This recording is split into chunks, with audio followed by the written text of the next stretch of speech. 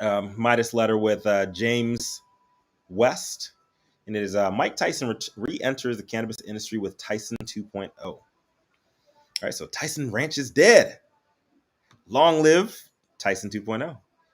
Legendary heavyweight boxer Mike Tyson is back in the news. And while everyone in mainstream America might be focused on this possible upcoming Boof exhibition with YouTuber Logan Paul, Iron Mike's also making more green waves in the cannabis industry with his new product venture, TYSON 2.0. You might remember the proposed 420-acre cannabis resort Tyson Ranch had planned out in Palm Springs in partnership with Planet 13. Never really took flight. Tyson Ranch also had partnerships with Planet 13 to become their exclusive launch partner out in Nevada.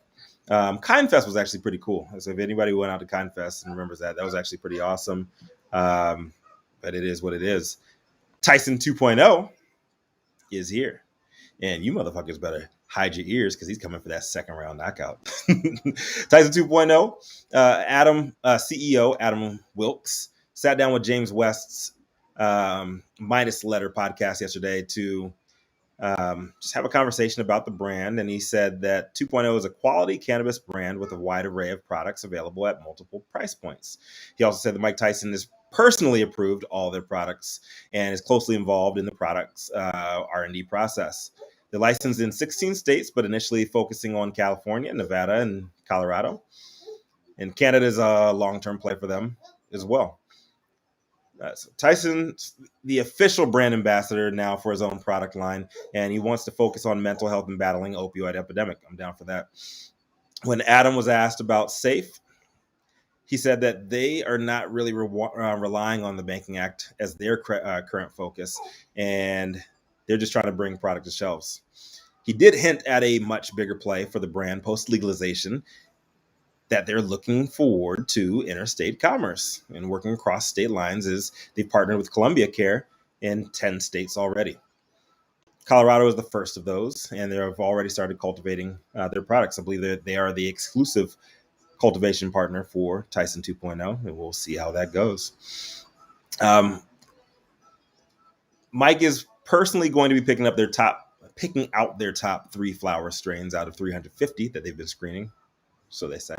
But their in full lineup is going to include loose flower, pre-rolls, edibles, live rosin, concentrates, vapes, and they say that they're going to cater to all consumers in all categories at all price points. Sure you are. Going on a national tour, which has launched already, and they're getting folks a chance to actually connect with Iron Mike like they never have before. He may or may not be referring to that MJ BizCon Futurola booth dust up a couple of weeks ago. I don't know.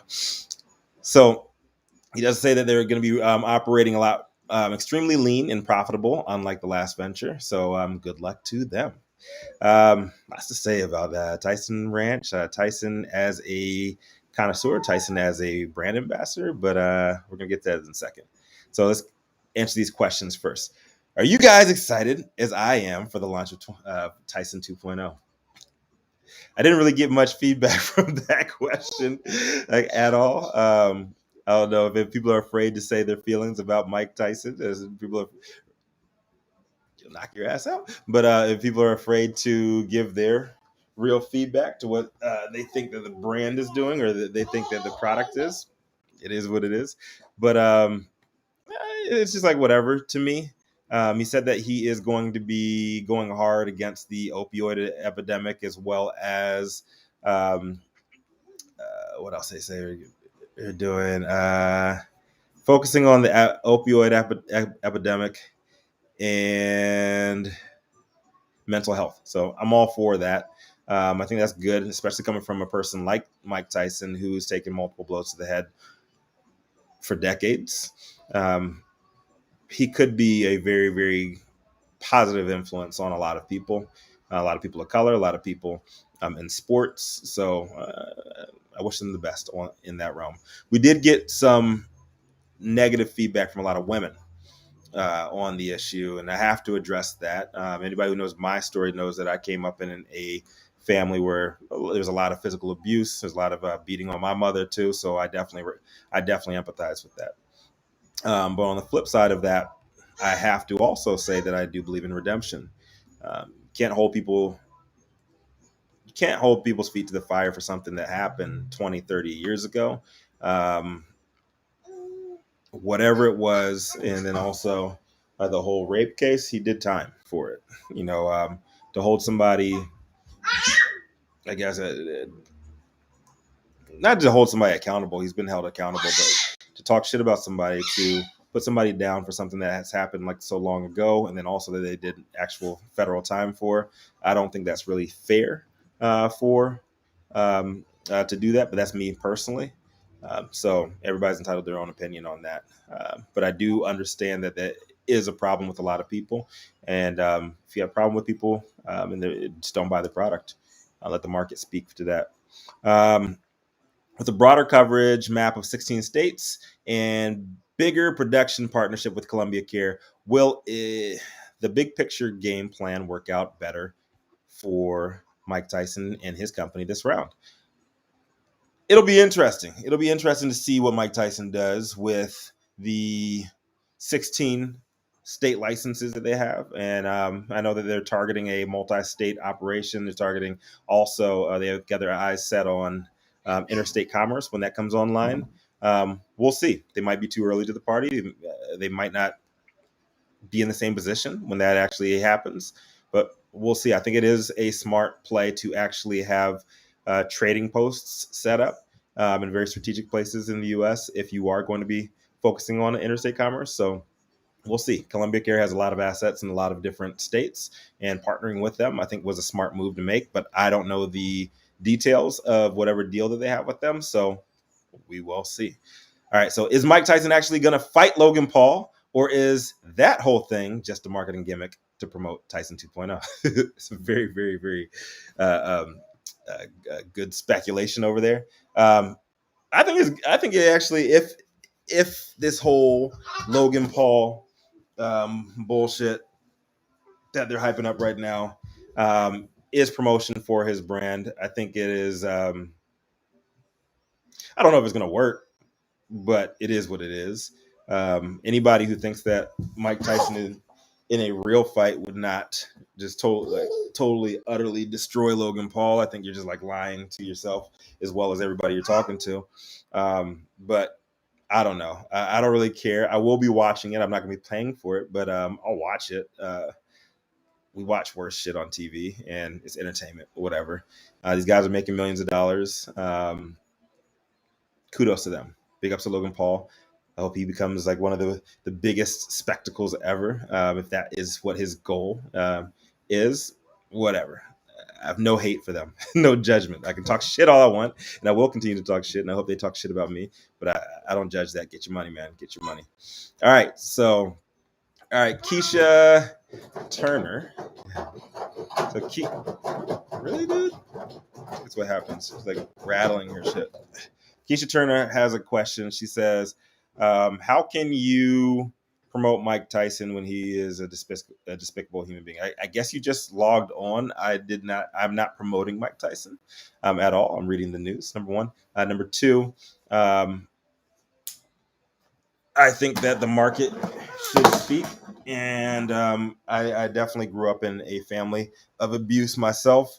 And I hear what everybody's saying on that, the women in the industry. And I understand, I empathize with all of that more than a lot of people do, because I actually lived through a lot of that shit.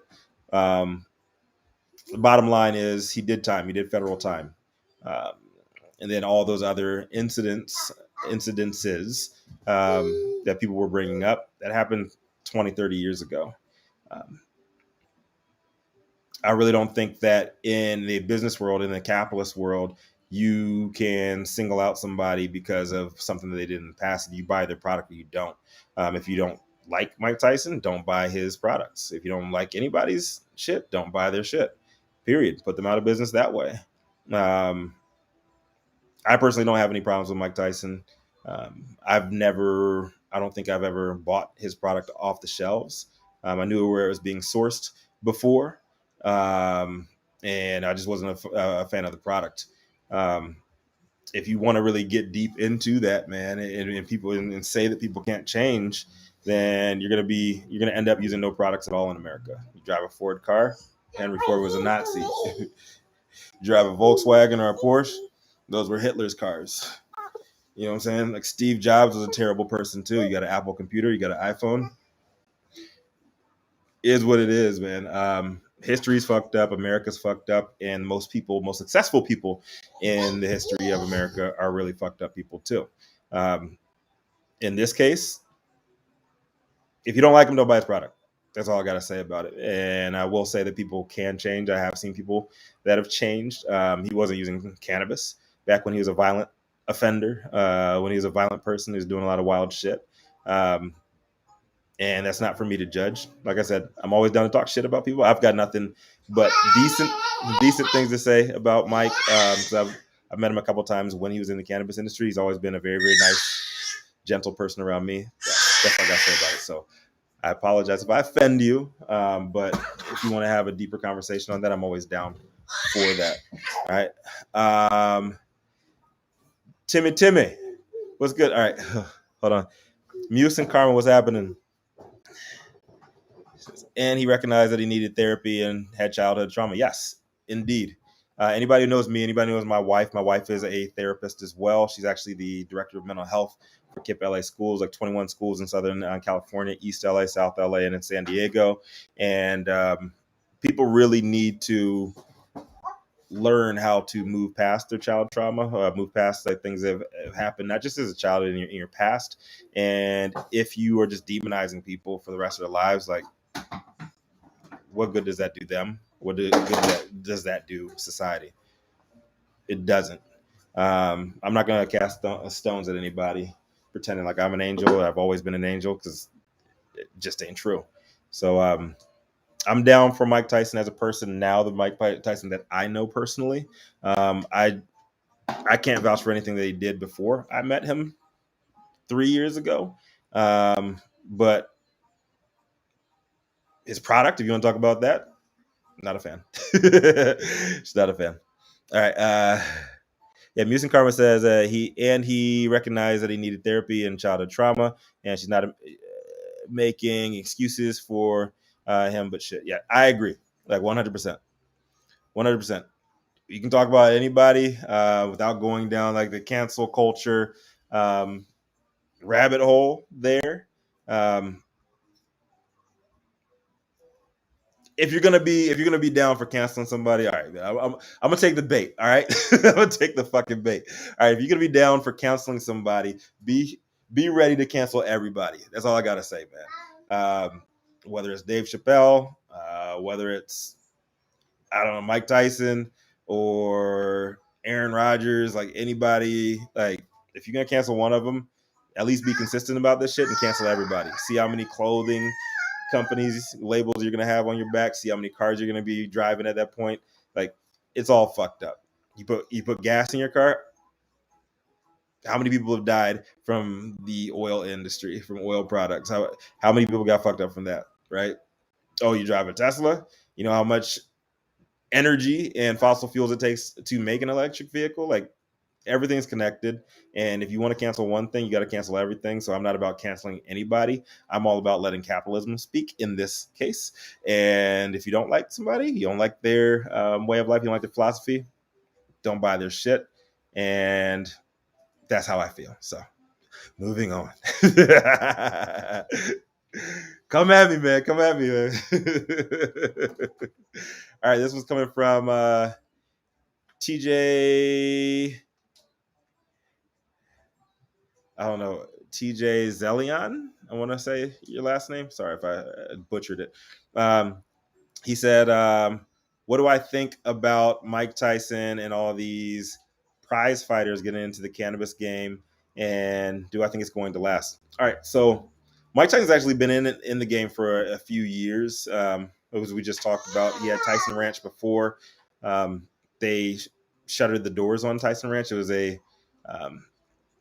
it's a big marketing play more than anything else. We saw all these billboards, Tyson Ranch this, Tyson Ranch that, and then they were like, oh yeah, we're breaking ground on this 420 acre cannabis theme park out in Palm Springs. That never happened. They did have a dope ass concert, like festival out in the desert with I remember ASAP Ferg was out there, and some other like real dope artists. That was pretty fun.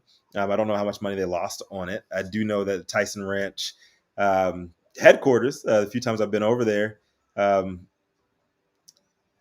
it did not look like, for me, from an outsider going in there for a meeting, it did not look like it was a recipe for success. It just looked like, a lot of people were sitting around not doing much. And there was a bunch of AMGs and BMW M cars outside, all matte black. I can only imagine how much money he's spending on those. But Hotboxing Podcast has done really well for him. So it has probably afforded him the opportunity to go into Tyson 2.0. Getting into this industry is tough. It doesn't matter how much money you have. Doesn't matter how much clout you have in sports and entertainment. It's different. And if you don't have the respect of the community for both your words and your product, you're probably not going to go far. It just is different. That's the whole point of what we do at Cannavision, is bringing all three sides of the industry together: the business, lifestyle, and the wellness sides of the industry, because we need each other. And if you want to make it to Cannabis 3.0, which we are fast approaching with federal legalization, you got to cross over with those boundaries and get your shit together. All right. And apparently Tyson Ranch did not do that. And hopefully they have a better run this time. All the other prize fighters and fighter, I guess, like UFC fighters, MMA fighters and all that shit. If their heart is in what they're doing, more power to them. I wish them the best of luck. I hope they know, and I hope their money managers tell them the same. I hope their friends and family tell them the same, if they enjoy the fruits of their labor, that this shit ain't for the weak of heart, man. This ain't for the faint of heart. Like, straight up. I've seen some of the most awesome brands go under. I've seen some of the shittiest brands come up because they ran into some money. But at the end of the day, the market is going to speak more so in the cannabis industry than anywhere else. We've been going 100 plus years of prohibition now, and especially places like California on the West Coast, Oregon, Washington, places where we have been living this life year round forever, and especially in California, where we have 26 years of quasi legality. Your product ain't gonna fucking move unless the streets say it's gonna move. Period. And you can come through and you can have all this money at your back. You can pop up a shop here, pop up a shop there, push, but the trap is still gonna thrive, because that's the community. Period. All right, so Cali CEO Elliot was good, brother. Moen 9560 Con, what's happening? Jellyfish Babies, what's good? All right, cool question. All right. When are you guys going to Jellyfish Babies? Says, when are you guys going to tackle the topic on? All right, so the leaked documents, we talked about that shit on both yesterday and today on State of Cannabis NewsHour. Make sure you guys check in for that shit. All right, we actually had a breakout room, and we went 2 more hours talking about it as well. The way I feel about it, personally, like, it was gonna fucking happen. You think when has capitalism ever played in the favor of the people? It hasn't. It's just not going to go that way. So this is why I tell people, you have to get down with the business side of the industry if you're on the lifestyle, the wellness. If you're on the business side, you got to get down with the wellness and lifestyle. We need all 3 sides of the cannabis community to be working in unison if you don't want to have 2 completely different industries. Unfortunately, that's what it looks like we're headed towards. And if they do have, like, some of the biggest things that in that leaked document were saying that, they're pushing for 10, I think it's like 10 at-large licenses per state, and there's a bunch of other bullshit. The people that are in charge of the organization, they're denying all this shit, but they're leaked documents from somebody inside. A few companies that were involved in those papers, we can call them the rolling papers. A few people that were involved in that shit, they have not spoken out, and they are denying that they are even involved in it. But we'll see. At the end of the day, it's capitalism, and capitalism is not a it's not a clean game, man. It's a very very dirty game, and it's like my homeboy Jason Beck says, man. It's the golden rule: he who holds the gold makes the rules. And when people wanted to legalize instead of decriminalize, that's what happens, right?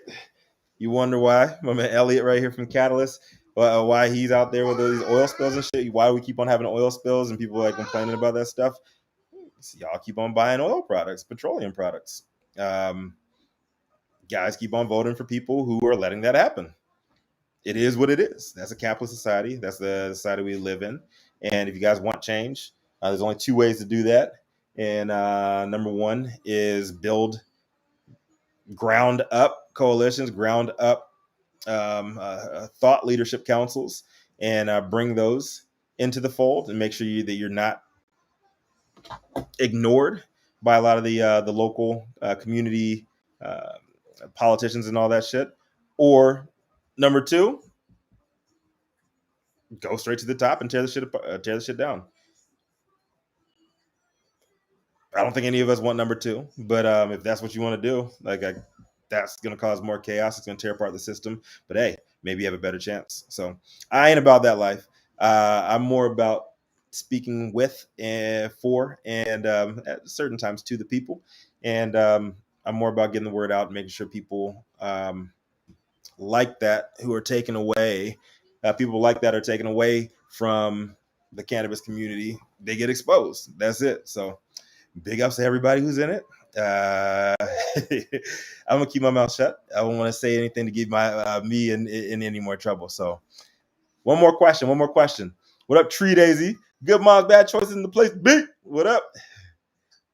What's happening? We neighbors now too, man. Y'all right around the corner. All right. All right. So this was coming from Tim Dawson, New York Cannabis King. He says, is TYSON really a good ambassador for the Black community? Oh, why not? I don't know if you're Black, TYSON. I don't know if you're a Black brother or not. Tell me what is a good fucking ambassador for the Black community. What does that even mean? I don't know. That's a very loaded question. There's no one type of Black person. Like, I'm assuming that you wanted to get me in some bullshit for saying for even going down this conversational path, but fuck it, I'm gonna take the bait. All right, so a good ambassador for the Black community is somebody who takes care of their family and takes care of their community and looks out for their fucking people. That's what I believe they are. Is that Mike Tyson? I don't know Mike Tyson on a personal level, so if that's him, more power to him. I am not the one to judge somebody else. Man, woman, doesn't matter. In between, I don't know. But I'm not going to be like, oh yeah, this is a good representative of the Black coalition, because that shit does not fucking exist. We're very, very, very diverse. We're the original people, and your motherfucking ass, doesn't matter what color you are, came from us. So big ups to everybody. Fitzpatrick's in place. What's good, brother? What's good? All right, so that is it for motherfucking today. I love you all.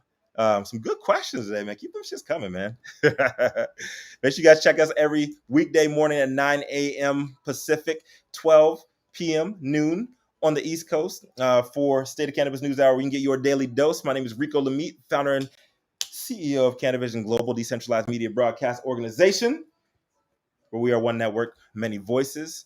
I love you all. Keep the conversation going. Keep up the critique. Iron sharpens iron. I welcome everybody's debate. Keep on coming with that shit, man. I love it. Make sure you guys check out Maisontiet, MAISONTIET.